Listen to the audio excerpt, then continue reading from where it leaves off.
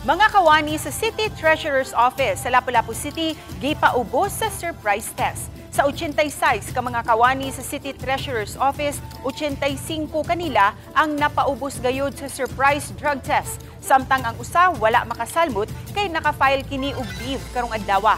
Kini ang unang higayod nga gipaubos sa surprise drug test ang mga kawani sa City Treasurer's Office karong tuiga.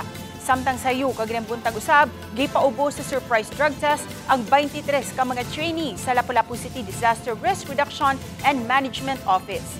Matud ni Gary Lau, ang pangu sa City of Lapu-Lapu Office for Substance Abuse Prevention, PUNCLOSAP, nga tinguha sa bag-ong administrasyon nga mapadayon ang kampanya sa drug-free workplace. Sa pagkakutlo ning balita, walay resulta pa sa maong surprise drug test.